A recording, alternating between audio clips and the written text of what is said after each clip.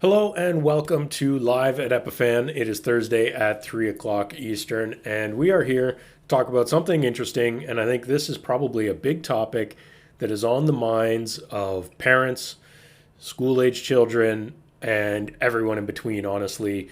With the way things are looking these days and the clock ticking quickly coming to back to school, people are wondering what's it going to look like. And so today we wanted to talk about one way that this might work out. So, Phil, I know I can see right now a little bit that you're struggling with some bandwidth issues today, a little bit. So if we lose you, apologize to everyone watching, but we're going to try to do our best here. So, Phil, what are we talking about today?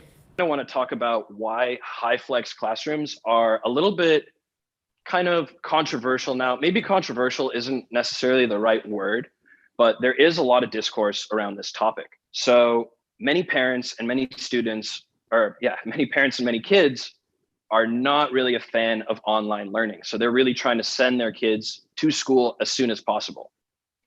On the other hand, many teachers are just not ready to have this huge influx of students kind of joining their classrooms and creating kind of a dangerous environment for them.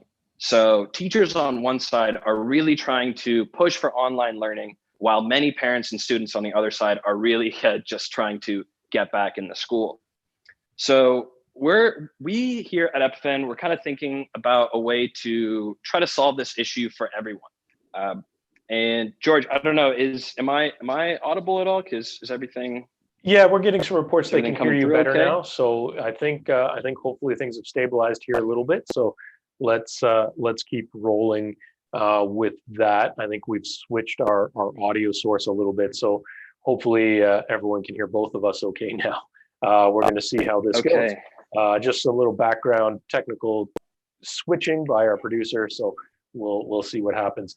So yeah, as you were saying, we've kind of been looking at this going, how can we assist in solving some of these challenges and kind of deliver solutions that hopefully can fit everybody's needs.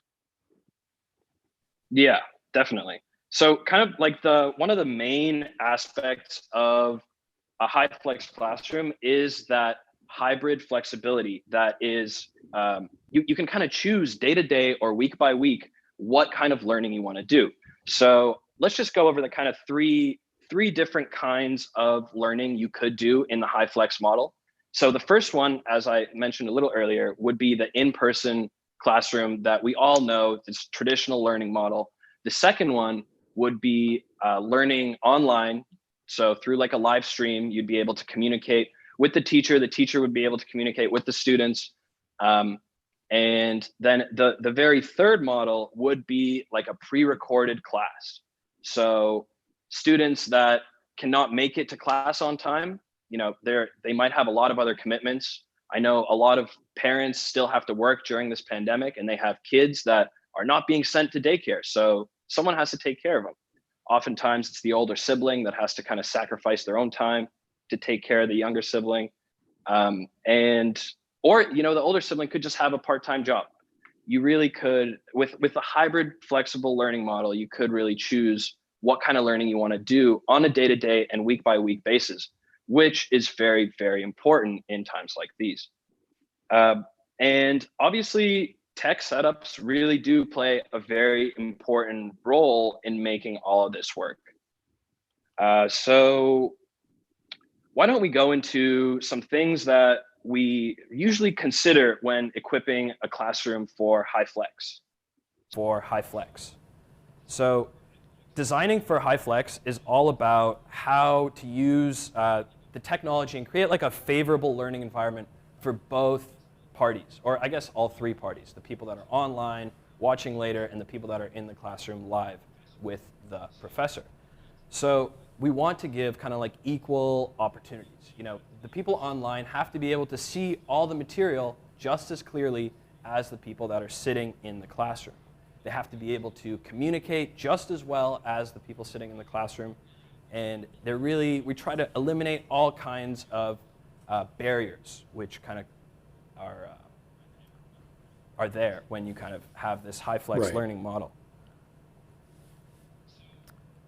So the immediate communication via video conferencing is something that's extremely important. Parents are always advocating for that. I've seen a lot, so I've actually listened to like a lot of podcasts from teachers that are in the pandemic and trying to kind of teach and help their students in these times. And right now, they're just using Zoom. And they just have a similar setup to what we have now. They use their webcam on their computer. And they are usually teaching from inside their homes. Now, that is something that a lot of teachers are not necessarily comfortable with. You don't want to bring all your students into your home with you and show off your Well, not just that, you may not have the same equipment. If you're teaching more specialized subject matter, you may need very specific equipment. You may not have giant chalkboards in your home that you need to carry. So, I think even without students in the classroom, I think it's inevitable that teachers will be in a classroom as essentially a studio space. And then once you're doing that, you may as well have, I guess, some students in the same room. Yeah, definitely could. So what I kind of wanted to mention is the solution really has to be easy for teachers to use. You can't really have teachers learn something new to teach their students, because teachers are really good at doing what they do, and that is teaching. And you really don't want to set up extra barriers for them to kind of learn and adapt to the solution. You want it to be as streamlined as possible. So why don't we kind of go into some of the pieces of equipment that we would typically see in a HyFlex classroom. Yeah. So we meant. Yeah, no, I mean, I think it's really interesting. And I think, like you were saying earlier, it's obvious you could do some of these things at a very basic level with a laptop with a webcam built in. But to really make the experience as integrated as possible, and as you mentioned earlier, as fair and as equal opportunity for both in-person and remote participants, kind of need a little more equipment. Oh yeah, most definitely. So the very first kind of aspect of a HyFlex classroom that we're going to talk about is, of course, the video conferencing software. And we mentioned that it's so important to have that two-way communication between teacher and student, because just a teacher sending emails to a student and communicating that way just really isn't enough. The student kind of needs to be helped a lot more in these times and in a situation like this. So video conferencing software plays a really important role, whether you actually are equipping for a HyFlex classroom or you're just trying to get started with online teaching. You're going to need it no matter what. Right. So the second kind of aspect is maybe not as obvious, but it's pretty interesting. So we want to talk about large in-room displays. So as you can see by the diagram up on the screen, you have some TVs at the back of the classroom and I guess there isn't a TV shown at the front of the classroom, but we have one here just in our kind of virtual classroom that we built here. So what you can do with the TV at the front of the classroom is pretty obvious. You can put videos on there, pictures, and show all the kids which are sitting in the classroom the material that you want to present. But the displays at the very back, those are going to be reserved for students, and the camera feed of certain students are going to be on, or of all students, are going to be on those TVs. So the teacher would have a really easy time kind of connecting and communicating and just, engaging with the students that are on these displays. It's a lot easier for them to kind of make that eye contact and make sure that, Jimmy, who's at home now, is paying attention to what the professor is saying. Basically creating Now, bringing them in, virtually, but physically virtually as well. I've seen some examples where they have, usually not so much in a K through 12 scenario, but maybe in a higher learning scenario in universities, where they've created specialized studio spaces where there's basically just a whole curved wall of displays in front of the professor, and each one has one of the students on it, so that it is almost like they're physically there in person, but they're not. They're there virtually, and that's maybe the top level of this. But doing it at a lower level, a little more cost effective is easily achievable as well.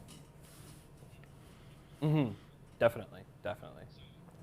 So let's kind of keep going through this list of equipment. I know there's quite a bit of things I want to talk about that go into a HyFlex classroom. So the next part I want to mention is cameras.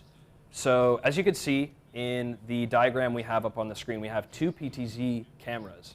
And the reason we chose a PTZ camera over just like a regular fixed camera is you have a lot more capabilities with this, and you just definitely can do a lot more. You're not limited to a certain frame size. So we have a PTZ camera here that actually has a little bit of magic behind it. It has the capabilities of tracking wherever I go. So I'm just going to switch layouts here. There we go. So that is the camera feed, and as you can see, when I walk around the classroom, the camera follows me wherever I go. Now, this is really good because the teacher doesn't really need to think about being in frame all the time. The teacher can just do what they do, and that's teach. You actually, so let's say I want to show something on this screen. The camera will actually just follow me around, and I could point to whatever aspect I want to show, and everyone will have a really clear understanding of exactly what I am trying to show on the screen. Right. So we set up two cameras. We have the tracking camera that sometimes loses me, but it's actually really cool. When it loses me, it will try to find me for about 15 seconds, and then it'll go back to its original position, and then it'll definitely find me. That was actually a really fun experiment, because you walked behind the display instead of in front of it. It totally lost you. I think just for our audience, tracking cameras are honestly still pretty new tech for the most part. I've experimented with a few as well, and there's a lot of different ways that automated tracking can work. So the one you're using, I'm guessing, is based just on image recognition? Exactly. Okay. So it recognizes my face, and it learns from my face, and it will continuously track me. Right. So it's really cool, actually. So I'm in the office alone here because of coronavirus, obviously. If we had another person here, they could walk in front of the camera, and the camera would still be fixed on me because it learned my face and it knows what I look like, and because I was the first person to step into frame. Interesting. So if you're teaching like this, and you would have a student or two maybe come up to the white, and they sit back down, the camera's not going to follow them. The camera's going to still stay on me. Interesting. Pretty cool. Yeah, that's good. I've also seen ones where the target essentially wears an electronic beacon on their shirt like that, and it actually tracks that instead of the person. So there are definitely multiple styles to how tracking can work, and so that there's no real right or wrong there, I suppose. You might just see different price brackets for the different tracking technologies. But as you were saying, Phil, the biggest value of something like a PTZ camera, including in our diagram here, is that you don't necessarily need to worry about tripods and taking up floor space with them. PTZ cameras are designed specifically to work well wall mounted, maybe tucked up in a corner, or even ceiling mounted upside down, so that you can really put them anywhere but still get the movement, zoom, and all these other kind of things, even if that positioning is not studio ideal. You can still get a very effective camera, the tracking motion, and all these other things without interfering with the physical space of those students you might have in the classroom as well. You're not going to have a tripod in the middle of the room interfering with someone else's view of what's happening. So that's the other reason PTZ cameras can be extremely valuable. Yeah, that's a very good point. And ours right now are mounted on the wall here very cleanly, so it looks really good, and they're not really taking up any extra floor space whatsoever. So let me talk about the next kind of part about HyFlex classrooms, and that is probably the most important, and that is good audio. So we kind of thought about a couple of different ways we could do this, And the way we're doing it now is I am wearing a lav mic.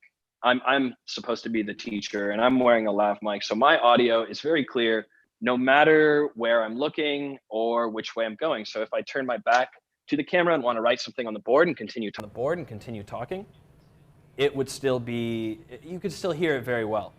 Oh yeah, I see my videos probably coming in a little chunky now, but yeah, Cameron's trying to adapt on the fly here, so I think we're all right. But yeah, there were another couple of hiccups there.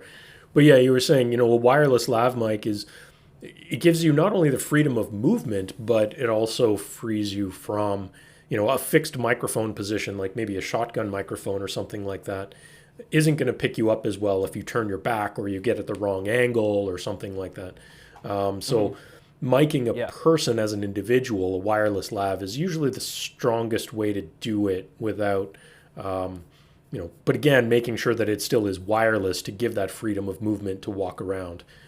Great pairing for your tracking camera. So we kind of mentioned, we talked a little bit about equal opportunity on the student's end, and that's kind of where it gets a little tricky with audio. We were thinking initially that it might be a good idea to hang room mics in the room, and students would be able, so the kind of issue we want to fix is the communication between students in the classroom and students online. You definitely need the students online to be able to hear everything that the students in the classroom are asking. So instead of hanging like a room mic, we kind of envision that every student would have a laptop. That's kind of the way that we're going now. A lot of funding has been given to a lot of schools, and they're using that money to buy some very basic laptops with webcams so every student could participate in online learning. And we kind of envision students to have their own laptops open in front of them even when they are in the classroom. And it kind of adds a couple of more barriers. They have to mute their own microphone so the teacher doesn't come in multiple times. They have to turn off their volume so there isn't that kind of like backfeed channel. But that's kind of the best way that we think it's going to work with students in the future in these HyFlex classrooms. So we're almost through this list of equipment for HyFlex classrooms. One I wanted to talk about is bringing in additional video sources. Now, this is something that we really haven't seen done before, but it's kind of like being able to bring in a document camera into an online lecture, or even a microscope camera. If you're trying to teach biology or chemistry online, you're going to need a microscope camera. You're going to have to show these students something, and you can't really just point the camera through the lens of the microscope. That wouldn't work at all. So we kind of have the ability to bring additional video sources, whether it be a microscope, a document camera, a smartboard, computer screens, a projector. We are able to bring it in and then put it up onto the screen for all the students to be able to see. And of course, do that kind of same media playback for the students that are in the classroom. So here, let me just do a little example. If I could get my feed to be full screen, Cameron, just for a second. So I have a little document camera set up right here. This is just my iPhone that's using AirPlay. So I can actually position it and really show off parts of this camera in detail to not only you guys online, but towards people in the classroom as well that are seeing it on the screen. It's kind of hard to tell just pointing a screen into a screen, but you kind of get the point. So the importance here is equal opportunity for online and in-person students. So George, are there any questions coming in, by the way, on YouTube or Facebook? Do we have any feedback? We don't have any questions at the moment. There were just some comments here. Faithful Mess was commenting on some of the experience they have or what things might be looking like soon in terms for their kids. Kind of a hybrid in K through 8, and then additional options for 9 through 12, and maybe not totally happy or with the way things are being addressed, but you'll have to see where things go and what happens there. So yeah, it definitely is a struggle in terms of how different schools are setting up. Faithfulness was mentioning they're enrolled in a private school, so how that individual school is going to choose to do things will probably vary from how many public schools will choose to do things. There will definitely be a difference in budgeting and choices being made there. And certainly, I know down in the States, in certain areas, private schools are certainly more popular than they are up here in Canada. But that's definitely going to be a huge difference in terms of the experience for both students and teachers, I think, just based on where they are. And Faithfulness was just saying, school starts next week, fingers crossed. Yeah, and I know again in the States that's something that happens in August for you guys. Here in Canada, at least in Eastern Canada, most of the time we don't start schools back until around Labor Day, usually just after Labor Day, so usually first week of September, roughly. So we have a little bit more time here to figure it out. But similarly, people are still wondering, how is this all going to work and what's going to happen, and is there even enough time to get it up and running? But as you were mentioning, I think one of the key elements here, and we've seen this not just within the education sector, but many of our customers in the healthcare industry. And it's funny enough that there's a crossover here where being able to bring in these additional video signals, like you were mentioning, whether it's cameras mounted to microscopes or specialized equipment, document cameras, various other pieces, especially in the cases where you might be performing a destructive procedure, something like biology. Doing that into Zoom is one thing, but what if that student couldn't attend then? I think we are going to see a lot of instances where some students are going to be watching these classrooms, and maybe it's another element of the hybrid concept. They might be watching it VOD after the fact. And so making sure we're recording everything is maybe one of those last barriers that I think you were about to discuss. So, George, let me kind of turn back question to you. Do you know of any device that can simultaneously record and stream at the same That's a loaded question, Phil. I do know of several of those. One of them happens to be the Epiphan Pearl family of encoders.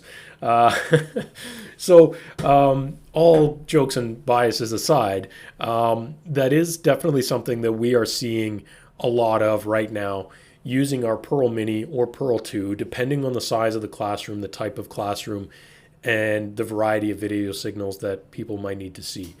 So there's a few elements here I think we need to kind of discuss. One is definitely that a Pearl's not going to go directly into something like Zoom. So if the hybrid style is going to involve both a streaming element, a recording element, but also some sort of video conferencing element, there's definitely nothing wrong with that, and there's a place for everything. A lot of wires, a lot of splitting of signals and routing things where they need to go.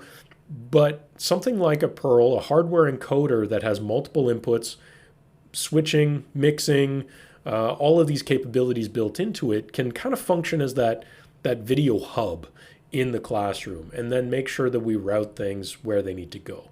So for example, you could take the physical video output of a Pearl that's reflecting all your mixing and switching into a computer that's participating in that conference call with Zoom, Skype, WebEx, whatever the choice of the school is, Microsoft Teams. It doesn't really matter. They're all basically the same.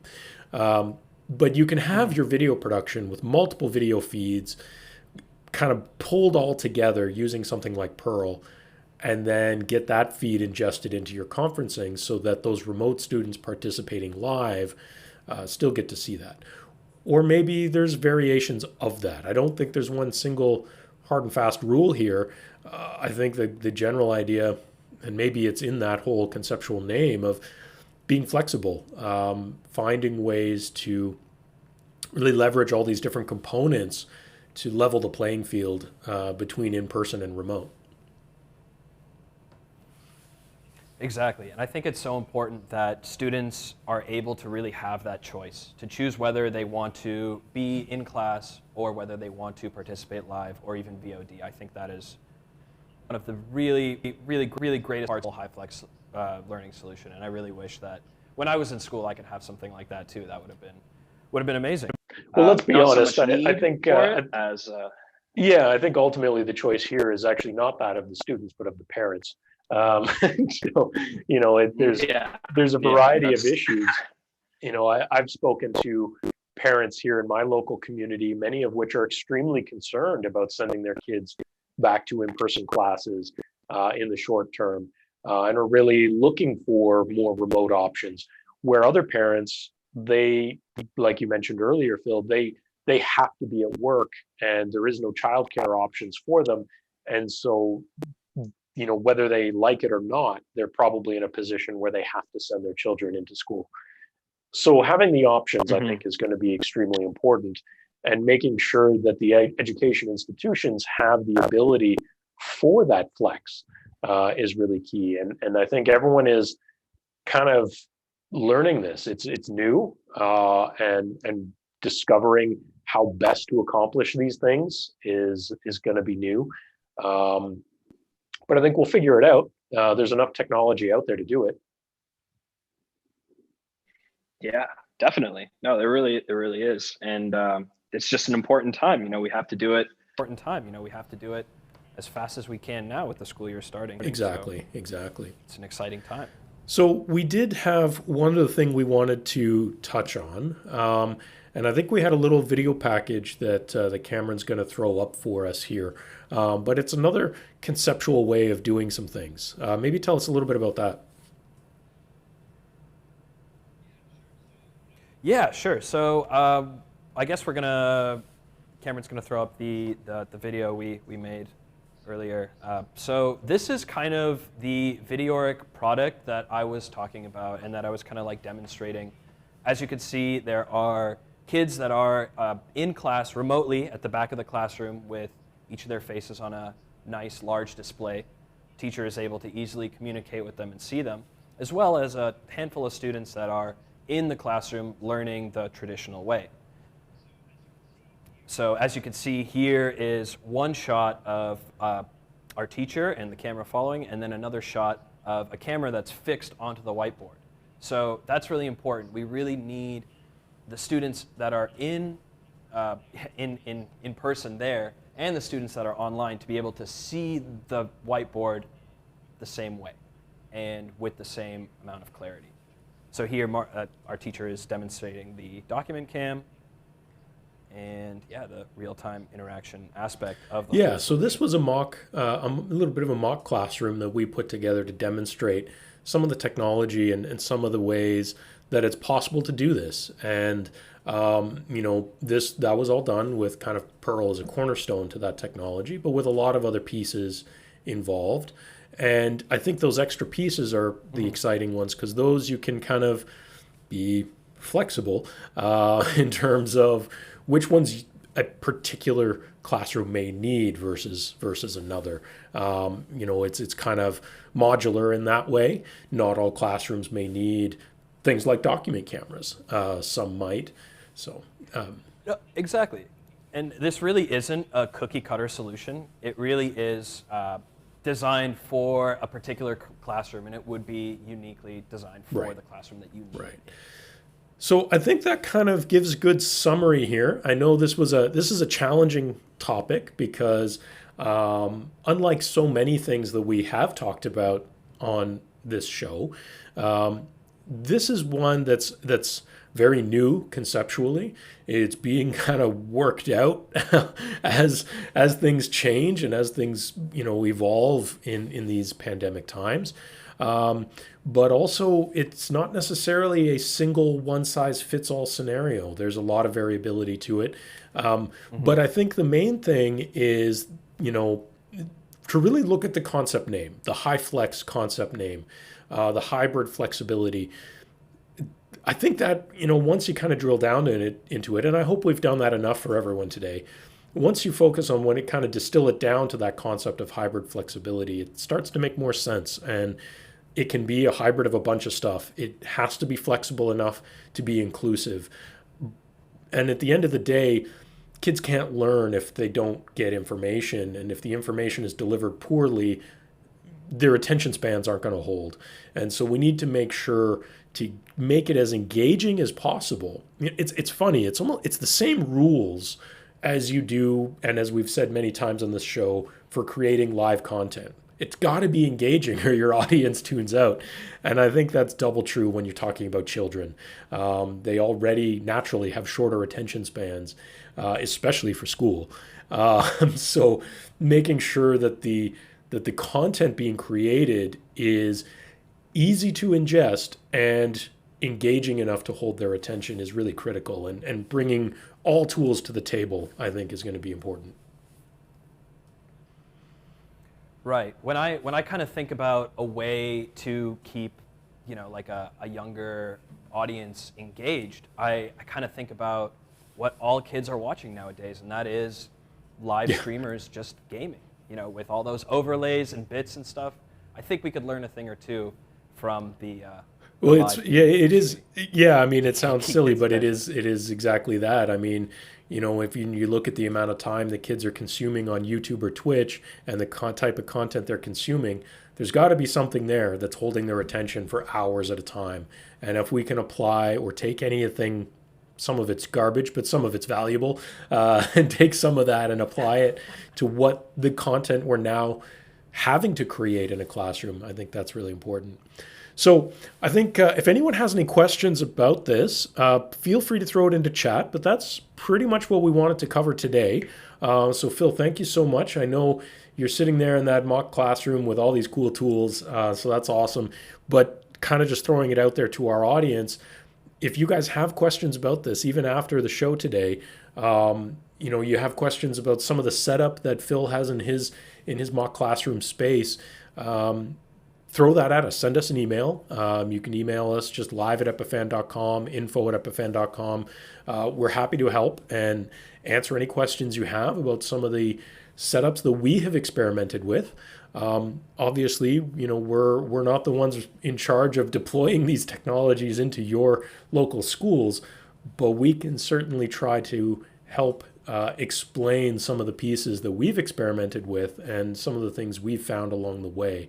So even if you want to share this video with maybe the principal of the local school and you want to share this with them or whoever it may be that's a decision maker in all of this process, share this video with them and of course follow along as we discover more things along these lines and bring that to you. So, all right, I don't see any questions in there, so I think we'll wrap it up there. Thank you so much, Phil. Really appreciate it. And thanks everyone for bearing with us through a couple of those technical glitches. Apologize for that. It turns out that you can get better internet in the middle of nowhere than you can in Palo Alto. What do you know? Look at that. Yeah, so thanks everyone. We will see you next week. And Phil, do you remember what we're talking about next week? It totally slipped my mind right now. It looks like we're going to be talking about producing video content from home and probably have a lot of examples how we've kind of struggled and things that we've kind of overcome, like technical difficulties in this episode. I'm all flushed from that, but I hope it was bearable, and I hope you guys learned a thing or two. And if you have any suggestions or any features that you would like to see, if you're a teacher or a parent yourself, then please, again, let us know. We're always trying to kind of make this experience better for students and teachers. So if you have any ideas, features, anything, of course. Please. And as always, follow, like, subscribe, do all those socially things with Epiphan Video on YouTube, Facebook, Instagram, even Twitch. Anyway, follow along all those places. And of course, that'll keep you in the loop with all the things that we're creating. And as Phil mentioned, next week, we're going to be talking about lessons we've learned producing content from home. I think that's also a topic that a lot of people are really interested in. And we've done it right and we've done it wrong. So we're going to share all of that with you guys. So join us next week, Thursday at 3 o'clock Eastern, here live at Epiphan. For now, that'll do it. Thanks so much. We'll see you later.